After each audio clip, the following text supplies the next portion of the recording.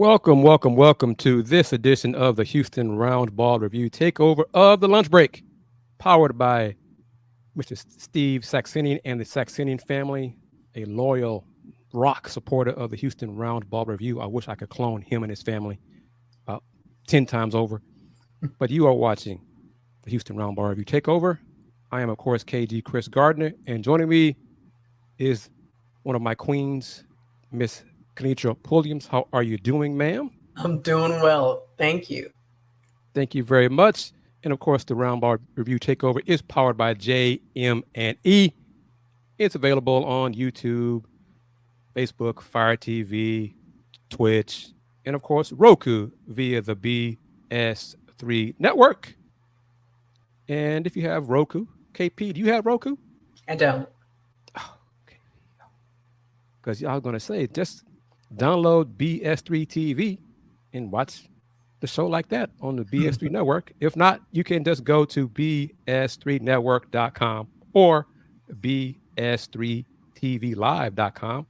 And I'm happy to say, proud to say, that some of the shows of the lunch break, like this, the Roundball Review Takeover, are available on the BS3 Network. Got my own little icon app, and some of the less rage Coug shows, some of the folks talking sports episodes are also available on BS3.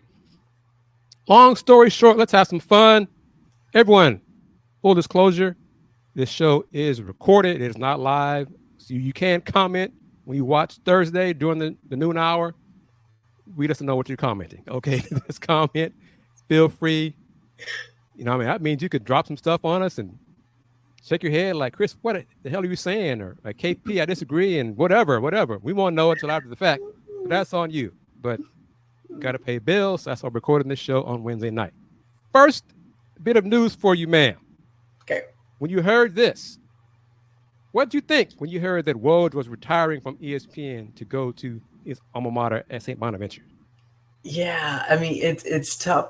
Because if you look at it, that's the second ESPN on-air personality to leave for academia. Mm-hmm. So from my experience in this industry, they're getting younger, they're hiring cheaper. So, he's maybe going somewhere with, some familiarity, the fact that he's an alumnus and, still holds his university in high regard. You go where there's job security because TV is fickle. True. So. And I'm going to read this because some folks do listen to the show rather than watch it.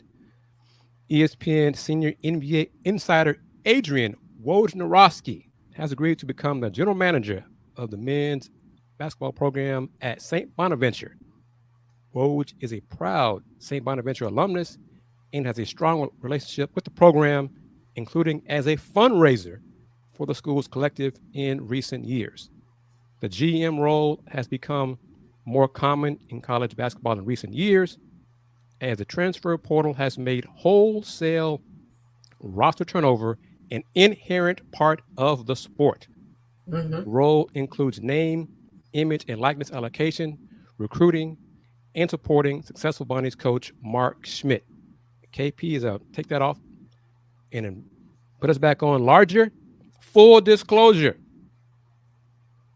I would have no problem, and I would gleefully accept if my alma mater offered me a similar position as GM of the Houston Cougars men's basketball program. So as you're watching this show on Thursday, hint, hint, hint, I don't know, there are some folks over there who have open for business, who share some duties similar to a GM. But if you want to make it a full allocation GM and you want to say you have somebody in mind, I volunteer myself for the job as long as we can agree to a salary, and I'm pretty sure that will not be a problem.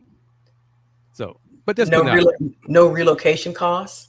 All of that can start immediately. Sure could. I love my school. I have a lot of contacts. I know basketball. I know I'm in the NIL landscape. I'm just saying, putting it out there, Coach Kelvin Sampson and others out there who know me and have worked with me and respect me and respect what I do and appreciate what I do and say that I'm fair and all of that. Just putting it out there if you want. Because I'll say this, KP, on the football side, I know the Rice Owls have a general manager. Mm-hmm. I mean, that's the trend. So it is the trend. So I'm just putting it out there. Coach Sampson and other coaches on staff, whatever. I'm shifting gears on slide. Well, I also want to say this. Salute to Woj going out on his own terms, leaving on his own terms, landing on his own feet, getting to work for his alma mater. I won't say what percentage of his tweets are about the Bonnie St. Bonaventure, but he puts it in there as often as he can. So salute to him. It is a pay cut. He's making like almost $7 million per at ESPN, but peace of mind. He said that he was tired. He was not looking forward to another season of NBA of only getting 3 hours of sleep. Right. I mean, good for him. God bless. Yeah. Because that is not. You go into a welcoming environment with like-minded people and warm, fuzzy feelings, and then you're just worried about one team. Yeah. And making that team and that program and that department as good as it can be. So you're not having to, just be on call constantly. And that's one. It's part of. I'm not Woj, clearly, but one of the issues. My umbrella, the Houston Roundball Review umbrella, is so vast because I don't just cover the Cougs. Mm-hmm. Right. I cover Rice and TSU and HCU and the Big 12 and the American and the NCAA men's and women's teams. So, I mean, it's a lot of stuff. So it's a lot of my play by choice. But I would have no problem if my plate got lighter, my workload got lighter, my sleep habits improved, and so did my peace of mind and my bank account, honestly. Security would be first to foremost right there. But also Coug related on this edition of the Houston Roundball Review Takeover. KP missed Pulliams last Thursday on the lunch break. He had not made it official yet, but 2 hours, or roughly an hour and change after the lunch break aired last Thursday, throughout the show, I said that 5-star recruit from Idaho, Mr. Isiah Harwell, would announce at 2:05 p.m. Central Time he was going to commit to the Cougs. Well, bam! At 2:05, roughly 2:08, 2:10, whatever, young Mr. Harwell made it official, and he announced his commitment to the Houston Cougars. He is the highest-rated recruit to sign with Coach Sampson. Heck, I think he's the highest-rated recruit to sign with the Cougs men's basketball program ever, since they've been recruiting, keeping track of the 5-star ratings, all that kind of stuff. But anyhow, salute to him, and I still have plans and hopes to interview him to get his thoughts. I've already talked to his dad, so we're trying to make it work. So putting that in the universe as well. But he's 6'5", 6'6", 190, 195, 200. He can shoot. He's an elite shooter. And one comparison that I read last week, I mentioned to you, is Jamal Murray. So you hear that. What does that indicate to you as his skill set, potential skill set?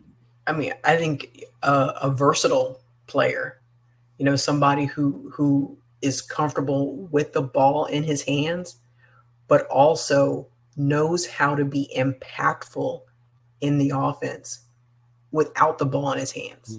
He's not a ball watcher. He can still get into the flow, and he's not just stuck standing and watching. And he's won for USA basketball, so he's been in that pipeline. He's won gold medals there, so he can play, to your point, with better players, with the ball, without the ball. He's a winner. He likes to be coached tough. Mm-hmm. He likes to play defense. I mean, this is a Kelvin Sampson kind of player right here. I mean, you know, but KP, I want to say this. It was asked of me last Thursday by a viewer. Mm-hmm. One young man, Shelton Henderson, is a Houston area product. Okay. Goes to Bel Air High School. Mm-hmm. So HISD product. His dream school is Duke. The last couple of weeks, Duke has kind of cooled on him in their recruitment of Shelton. Shelton this past season was a finalist for the 2024 Guy V. Lewis Award. Mm-hmm. Goes to the top boys high school player in Greater Houston. Shelton has visited the Cougs, unofficial visits plenty of times. Apparently, the commitment of Mr. Harwell has, how can I help me say this? Has Intrigued? Cooled the Cougs' interest in young Mr. Henderson. So I'm not saying the door is shut on Shelton Henderson becoming a Coug, because last week when I was asked, with Duke backing away from Shelton, did it improve the Cougs' chances of getting Shelton to commit to the Cougs? I said, yes, it would make sense to me. Well, after that episode aired, basically someone told me, in the words of Mr. Lee Corso, not so fast, Kris Gardner. Don't necessarily think that that's going to improve his chances of becoming a Coug. And I was like, oh, all right. So as everyone watches this show, like I said, the door is not shut on Shelton becoming a Coug. I'll just say, don't be surprised if he does sign elsewhere. And last week, and then transfers in. I'm just, anything's possible. He can go to Louisville, get the NIL money, realize, gee, this is not where I want to be. After a year, Coach Sampson, I'm homesick, man. Can you? I mean, can you make room for me? You make room for me next year, Coach. I'm just saying, just putting it out there, because there are other Cougs, official visits for the Cougs. I think even one this weekend for a prominent young man who's a point guard, a true point guard.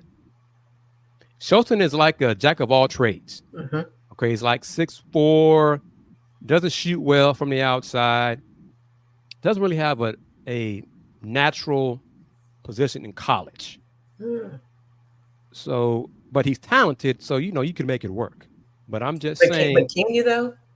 That's what I'm saying. So there is some question about that with the Cougs. It's about upgrading fit. The talent overall. Is there still a fit for him in 2025? So I'm just putting it out there. Like I said, it was put to me not so fast, Kris. So I had to take a step back and backtrack on my words there just a bit. It's like every year. It's all about roster manipulation. Yes. So don't shoot the messenger.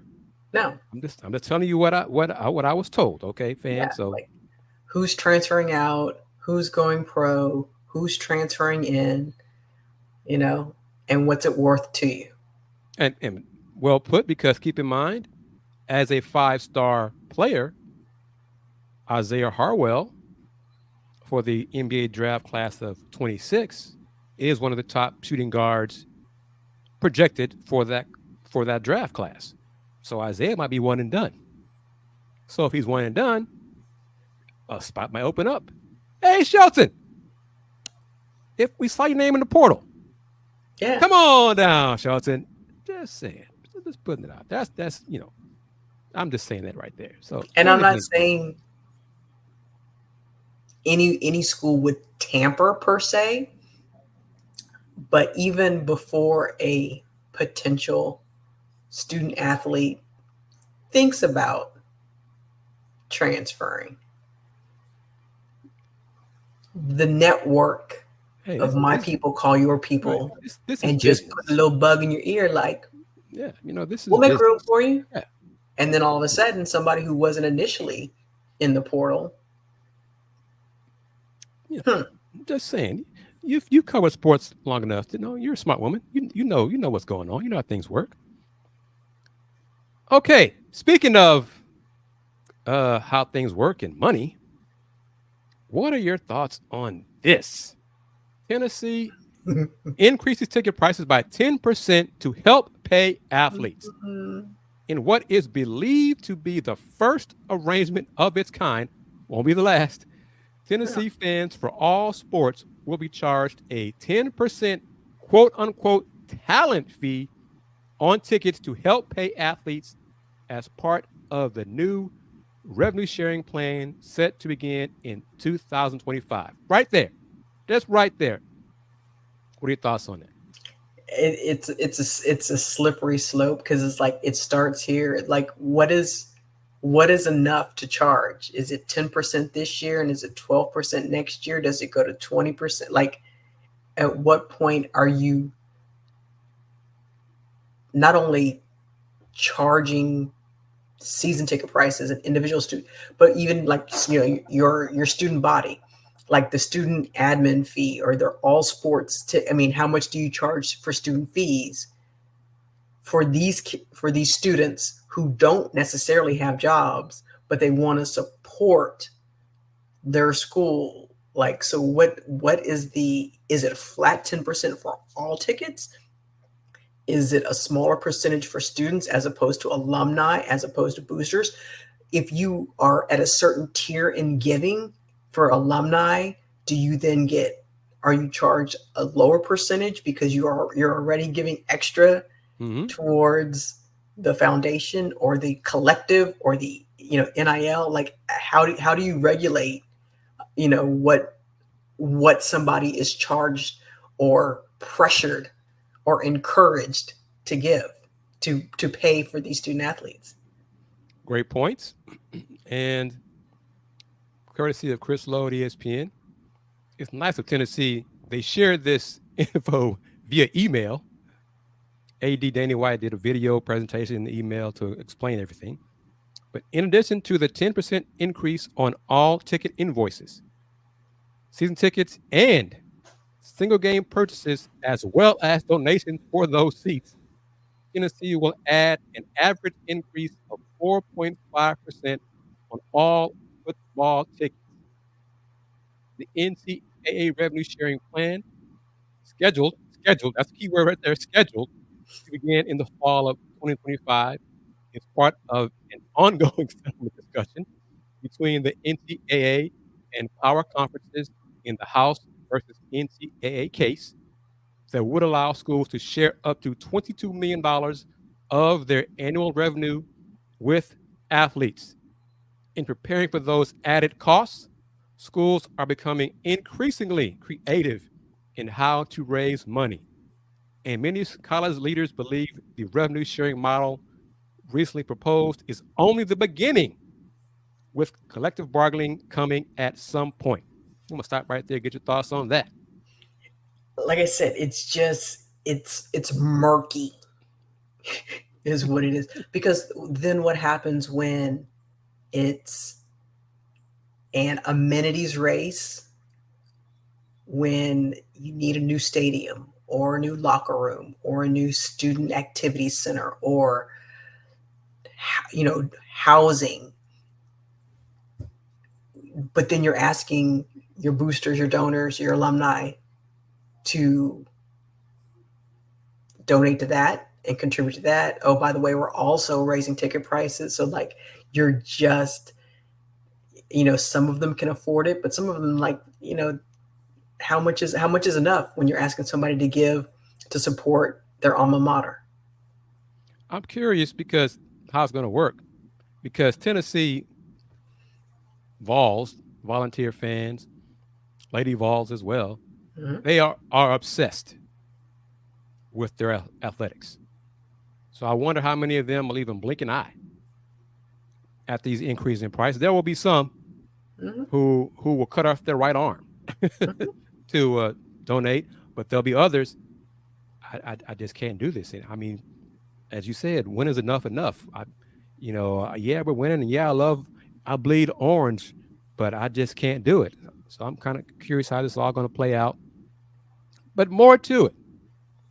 Instead of simply raising ticket prices, school officials said they wanted to be clear and transparent as to why this increase is occurring and where the money is going. Ticket renewals will start Thursday, so that's September 19th, and run through the end of February. This is nice of them, KP. Tennessee is offering fans a chance to spread out their payments over 10 months to help absorb the cost increase. Isn't that lovely? In 2025, the cheapest season ticket for home football games, including taxes, the required contribution, and talent fee, will cost $453.75 in the family section, which is in the upper deck. Student ticket prices doubled this season from $10 to $20 per game, and it will increase to $25 in 2025. Last but not least, this is it. With additional scholarships being added in sports, football is going from 85 to 105. Schools opting into the new revenue sharing plan will need approximately $30 million to cover the money going to athletes and cost of the additional scholarships. So initially, on the low end, it was $22 million for the revenue sharing. Mm-hmm. That's the low end. That's the floor. Right. Schools who can afford it are probably going to spend on the high end, which is the $30 million. So personally, even if I'm hired, when I'm hired as GM of the Houston Cougars men's basketball program and going out to raise money and fundraise for NIL, I don't know how my school is going to afford to pay the $22 million, the low end, let alone the $30 million. What do you think? I mean, because then it's just like, again, the brilliant minds who are tasked with coming up with this proposal and this model need to remain creative and visionary, because, okay, so you're adding 25 scholarships to football. How do you stay compliant with Title IX? Yep. Well, yeah. And if you're raising ticket prices for football, like, so what about the Lady Vols? They haven't been as successful as their storied history, but also they do have a very competitive softball team. So how much are ticket prices going up proportion, for softball, mm-hmm. and how many scholarships are being added for softball? And women's basketball, Lady Vols basketball, clearly they haven't been the same. No. Since Pat Summitt passed away, but even before she passed away and her health declined, the last time they made the Final Four wasn't Candace Parker still playing there? I mean, has been that long? I think so. The thing is, you also, not just ticket prices to fund the scholarships and to pay the players, coaching contracts. Every time you hire a new coach or coach gets an extension or a raise, like, where's that money coming from? Board of Regents, they got to sign off on it, but still, are you hitting up Candace Parker? Are you hitting up Peyton Manning? Peerless Price? Because Danny White, the AD, he's received a raise. I think baseball manager, coach received a raise. On and on. That's Tennessee. And Tennessee, Neyland Stadium seats 100,000 plus. Mm-hmm. What's going to happen is it's going to become corporate with naming rights. And they have a deal with, I'm not going to say the company because they're not paying us to do anything, like a 20-year agreement that was announced recently for maybe logos on the football field, something like that. But it's all adding up, and that's Tennessee.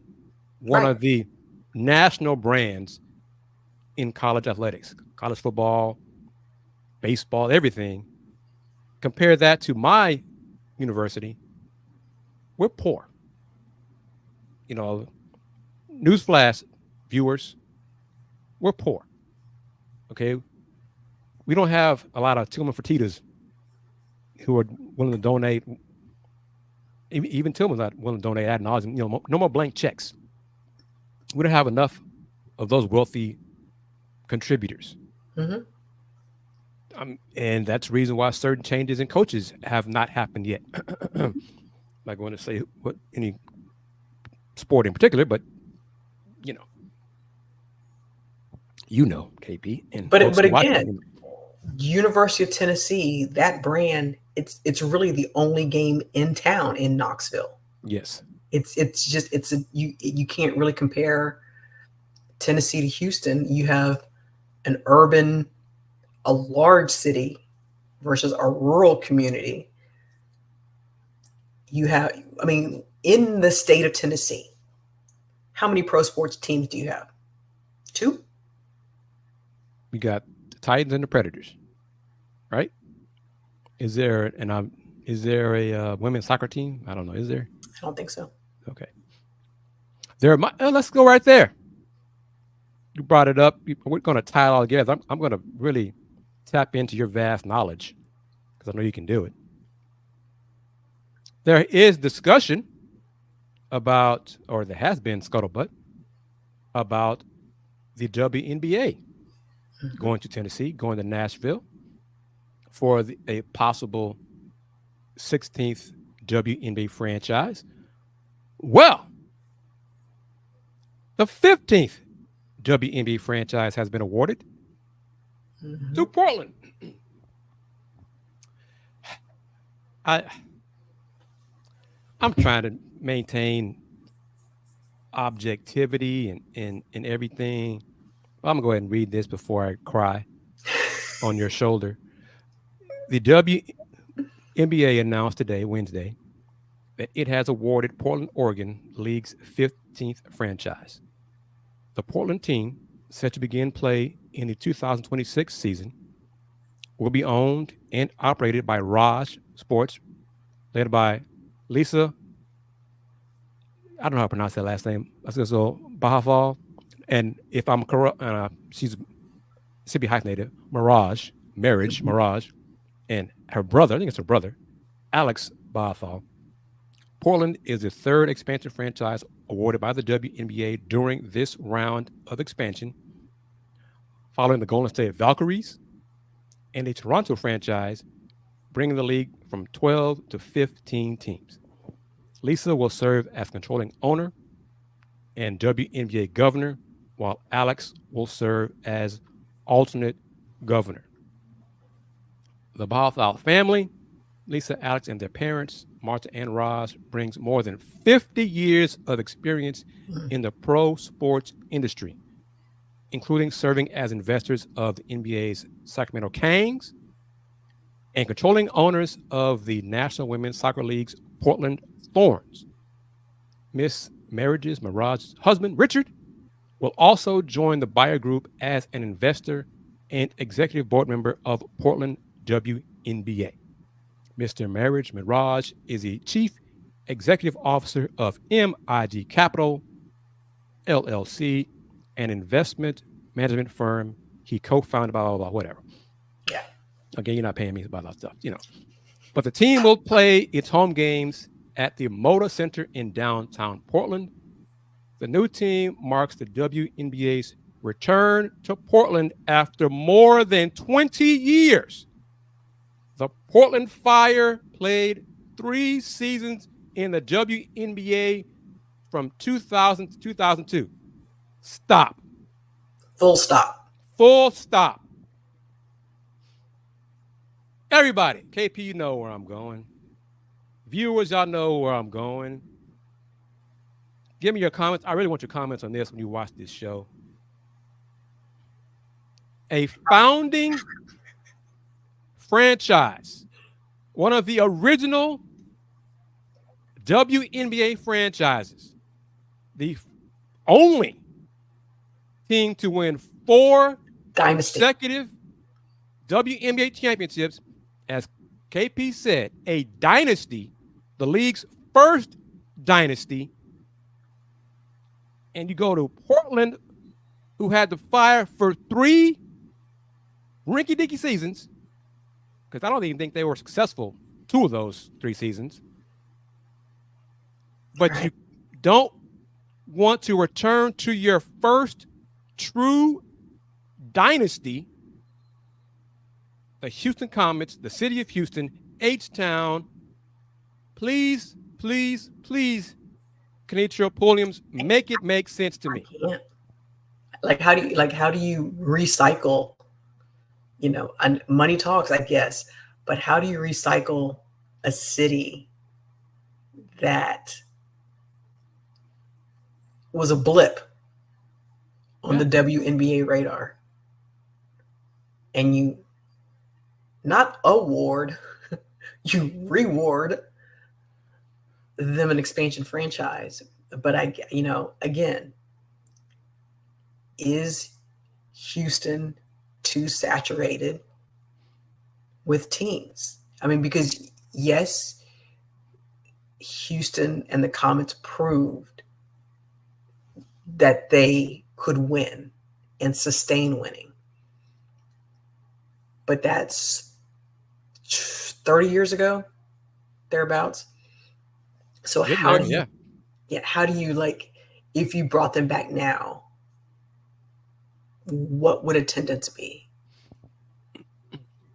And if attendance isn't great, if the product on the court isn't great because you're trying to rebuild that, then do you have the I told you so's, the haters saying, see, why'd you bring him back? We had enough to care about.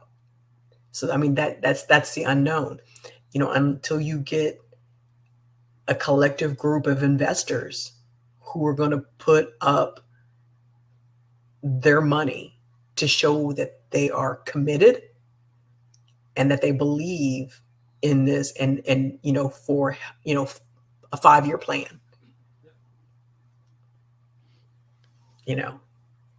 Hold that thought. Bottom of the hour, a little bit past bottom of the hour.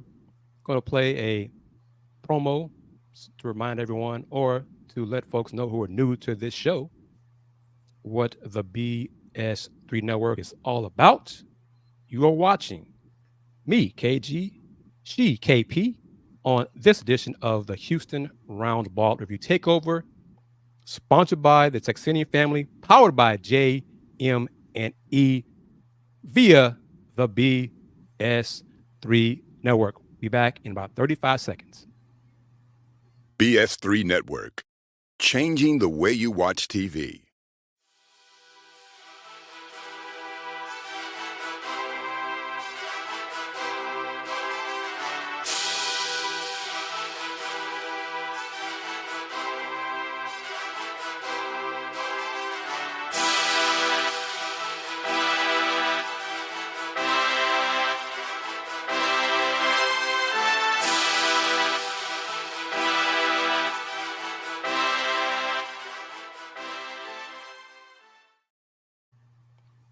Welcome back to this edition of the Houston Roundball Review Takeover, sponsored by the Texanian family, powered by JM&E, streaming on Facebook, YouTube, Fire TV, Twitch, and Roku via the BS3 Network.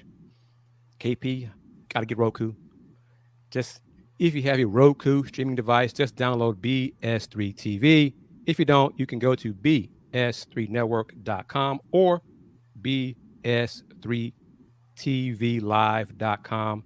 Before the break, we were talking about the news that the WNBA has awarded/rewarded, KP's great word, the city of Portland, Oregon, the 15th WNBA franchise. That team will begin playing in 2026. Why can't the city of Houston get a WNBA franchise to be franchise number 16? before the break, KP made a great point. Need to put a group together, a group of deep-pocketed people willing to invest, willing to understand or take time, at least 5 years, to reestablish a fan base, invest in facilities, invest in the team, the players, the league, marketing, all those things. One more time, or new hand. Oh, you raise my left hand this time. Because my right hand is going to the Cougs as general manager of men's hoops. But my left hand, for anybody willing and interested in a Houston WNBA franchise, I'd love to be part of that as well. My love and appreciation and respect for women's hoops runs deep. And I know my ties to women's basketball are as long as the Nile. I mean, my goodness gracious. And I'm not going to say, I'll tell you off the air, but recently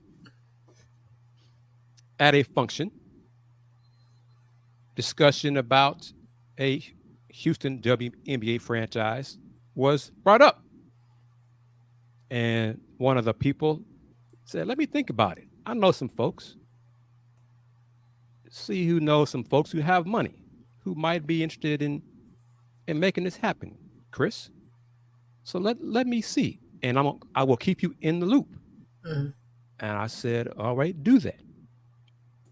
I did some digging and gave them some information, and we'll see what they do with it. So just put that out there as well. How long ago was this?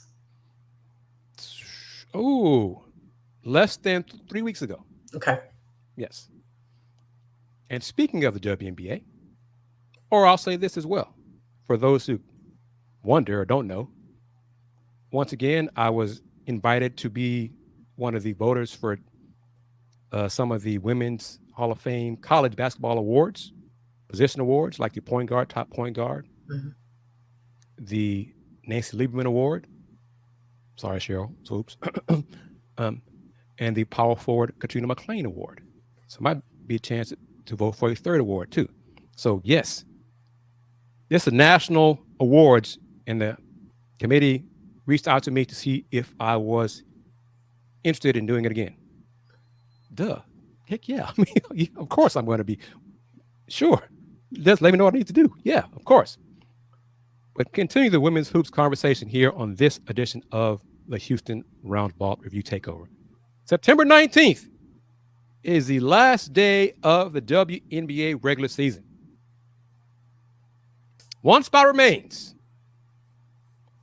A battle for the 8th spot. The Atlanta Dream hold that spot right now. 1-game lead over the Mystics and the Sky. Look at the matchups on the last day of the season. The Sky have a tough one. They're at Connecticut. Connecticut, they really need to win that game, because if they lose and the Aces win, I think the Aces own the tiebreaker over Connecticut and could move to the 3rd seed. So I say all that to say I think Connecticut's going to try to win. So sorry, Chicago. Sorry for your luck. But KP, similarly, the Atlanta Dream win, they clinch the 8th spot. But look who they play. Mm-hmm. They play at New York, the Liberty, the team who has already clinched the best record in the W this season. KP, do you think the Liberty will play their starters? That's what I was wondering. Is like, yes, they'll play, but how much will they play? Yes. Hey, just get out there, treat this as a controlled scrimmage. Just so that you're in playoff shape. Run your plays. Okay, but like don't go all out. Yeah. I'm not saying slack, but just play a controlled load management. Yeah, KP, load management, WNBA style. Mm-hmm. Because if Atlanta wins that game, guess who they play in the first round of the WNBA playoffs starting on Sunday, September 22nd? New York? The New York Liberty.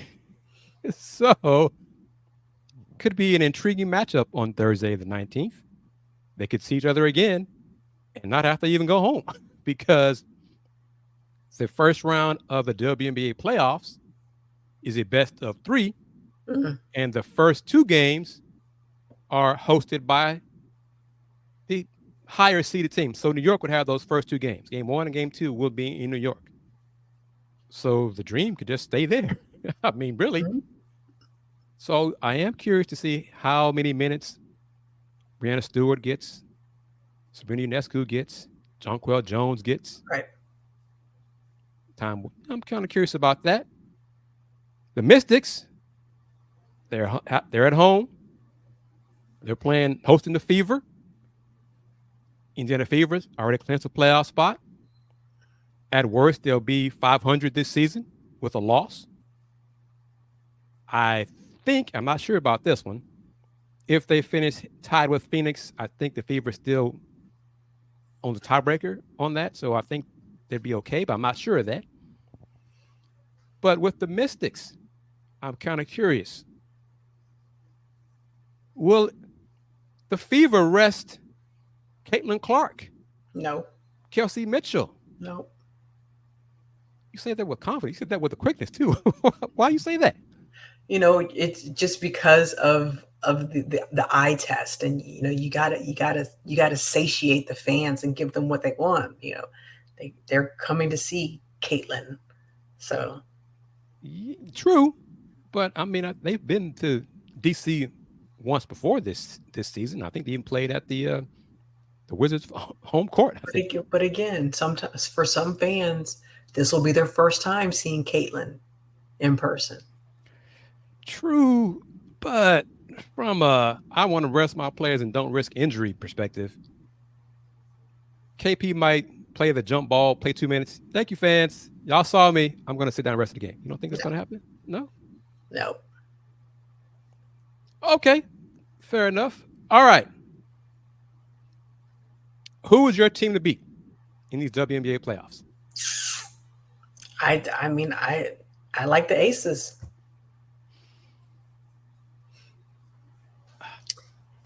I have no problem with that. With the MVP. With the MVP Asia, yeah. Do you believe A'ja Wilson will be a unanimous choice for the NBA MVP? That's hard. I mean, because as much as you want to say journalists are objective and have integrity, I would not put it past someone just to say I had a hand in not letting her be unanimous. I could see that happening. I mean, last year somebody voted her fourth. I mean, on their ballot. So, I mean, first WNBA player to score 1,000 points in the season. Most total rebounds. Total, not average. Angel Reese fans, so don't get me mad at me. But you picking the Aces as a team to beat, and they are the 2-time reigning champs. Mm-hmm. I think I'm going to put my hat in the Minnesota Lynx hat. I think I'm going to toss my hat in the Lynx. Yeah, okay. I think so. Why is that? Even though if they do win the championship, they'd be their 5th WNBA title, and passing the Comets, tied for 4th. I'd hate that. But Nafisa Collier, any other season, she'd be the WNBA MVP of the league. Their defense is solid. Their offense is solid. They just check a lot of boxes. The Aces are playing much better now. Yeah. Defensively. And that's why they're 8-1 the last 9 games. And I think, let me look at it again. That 2-3, that could be a 2-3 matchup, right? Ooh-wee. So the semifinal? No. Okay, so if the Aces move to the 3rd seed with that, I think, I'm not sure. I could be wrong. If they own tiebreaker over the Sun, they might not. But if they do, I'd hate that. I'd hate to have Lynx and the Aces playing the semifinals. Because I think that's the two best teams playing in the league right now. That'd be a great championship matchup. But it's good to talk WNBA hoops. It will be even better to talk WNBA hoops in the city of Houston. I'm also putting that out there in the universe. Just saying. Okay. Let me see. A few more minutes here. All right. This bit of information came down from ESPN and Yahoo Sports. I think Ross Dellinger from Yahoo Sports was the first one to break the news. But ACC, Clemson, Florida State renewed talks on revenue distribution. Talks between Clemson, Florida State, and the ACC have ramped up in recent weeks, according to sources, on a proposal that would allot a greater share of revenue to schools based on brand valuation and TV ratings, as well as potentially alter the expiration of the league's grant of rights, which currently runs through 2036, in exchange for the Tigers and Seminoles dropping their lawsuits against the conference. I'll read this and then we'll talk about it. According to multiple sources within the league, the conversations are preliminary and the sides are not close to an agreement, but the conversations represent a strong signal that Florida State and Clemson are open to remaining in the conference under more favorable financial terms. Thoughts, Ms. Pulliams?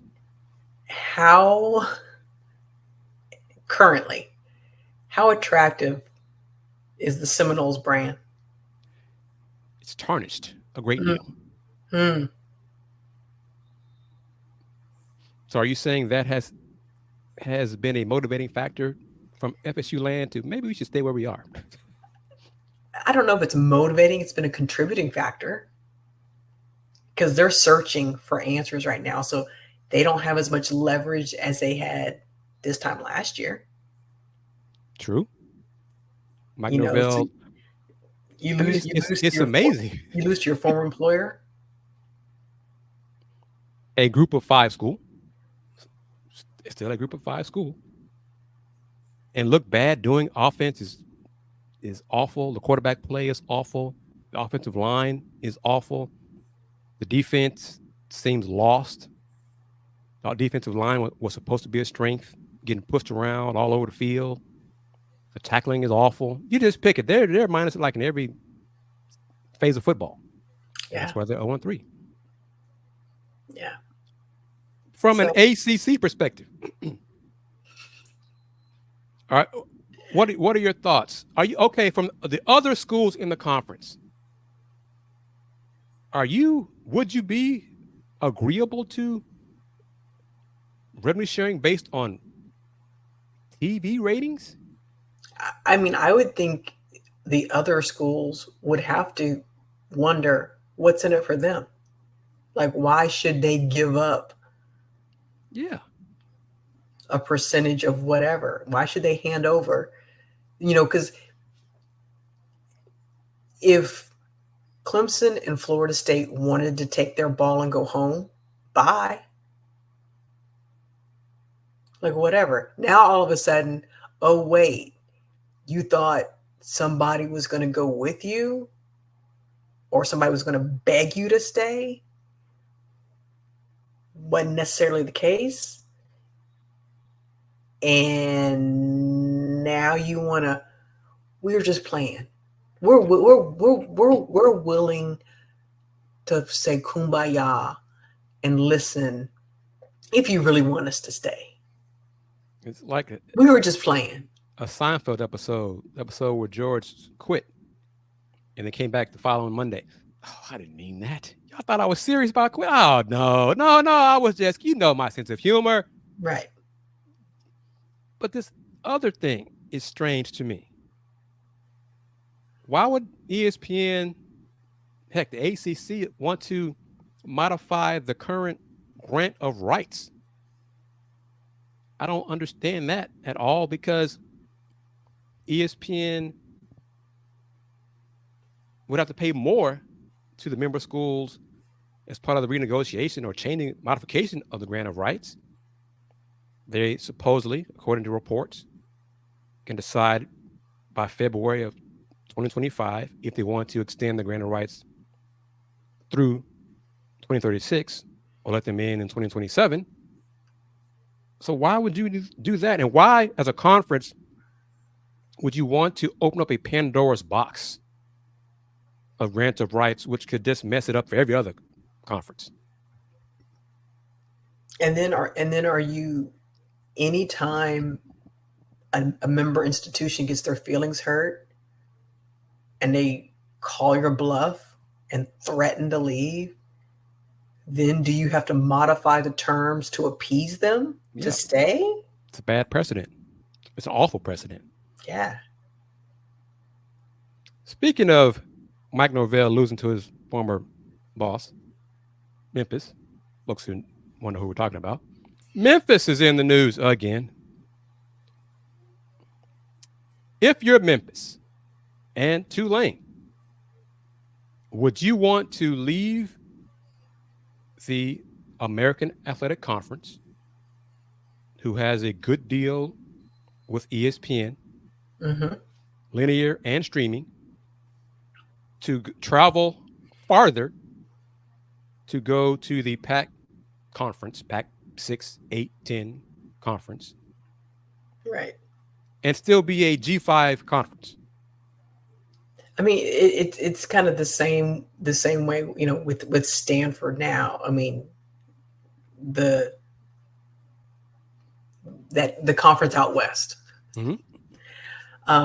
You'll still get a certain number of home games, but yeah, it's half your schedule. You're not regionally aligned to play your games, and while that's not necessarily as big of a deal in football because you play once a week, it's the other sports. It's the Olympic sports that you just wonder, in your athletic budget, what is it costing you, and what does that affiliation, how much is it making you to have a higher profile affiliation in a power conference, and what percentage of the PAC's not going to be a power conference.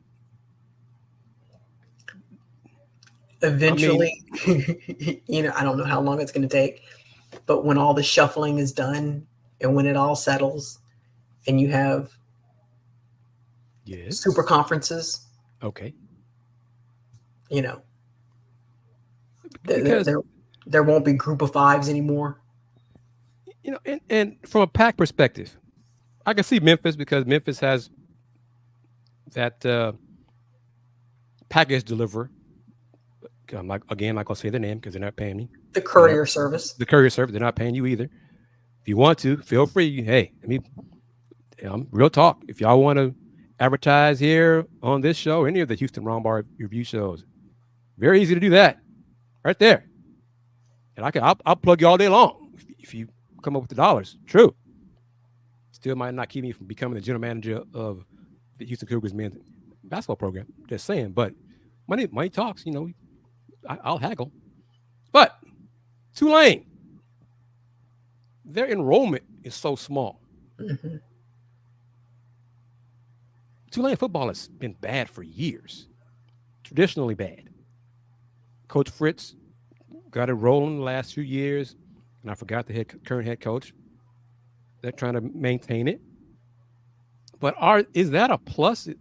Is having Tulane in the PAC conference, does that make sense from a media partner perspective? Adding a school that doesn't have great attendance in football.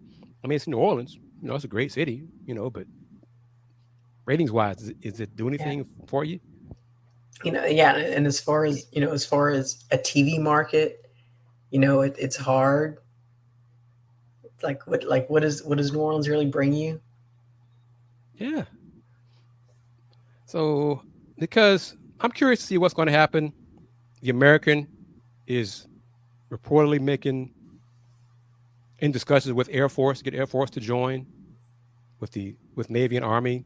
I think that would be a plus for media rights. You get the military academies, from a marketing perspective. Or what about the Olympic sports? Would you bring those sports as well, to the conference? I'm curious how that's going to play out. It's above my pay grade. Salute to everybody for once again shuffling it never died. College realignment, it'll never die. So salute to the pack for poaching 4 schools: Boise State, Colorado State, Fresno State, San Diego State. Well, I guess get those state schools, So you're changing what the P stands for in the name? I mean, the Poaching Athletic Conference. Yeah. But business is business, and if Air Force leaves, then the Mountain West is gonna have to go take a step down and poach schools, and on it goes. All right, well, that's going to wrap it up in this edition of the Houston Roundball Review Takeover of the Lunch Break, sponsored by Steve Saxenian and the Saxenian family, and also powered by JM&E, Andre A.J. Jones, the man who put us all together, me, KP, and Willie Gibson, and Adolphus Moore, and giving us the platform to share our insight and knowledge and opinions with the audience. So thank him as always. KP, how can folks find you on the social webs? On the social platform with the bird at K Pulliams. And you can find me still, but more. I like the Houston Roundball Review more platforms than IG and Threads. So let me pull that up right here. I'm not even going to acknowledge the bird dude, but IG, Threads, TikTok, yes, even TikTok. Still haven't sung or danced yet on there, and I won't. But Inspoutable at Houston Roundball Review. So as always, everyone subscribe to the Houston Roundball Review on YouTube. I want to thank Miss KP Kennetra Pulliams for agreeing to join me to record this episode. And we will do this again in the future because my schedule may change and make it necessary again to not go live on Thursdays. So KP, thank you as always. You Anytime. Take care. And everyone, keep this in mind. Always remember this. Since 1994, the Houston Roundball Review. Local name, global perspective. Everyone, take care. Peace.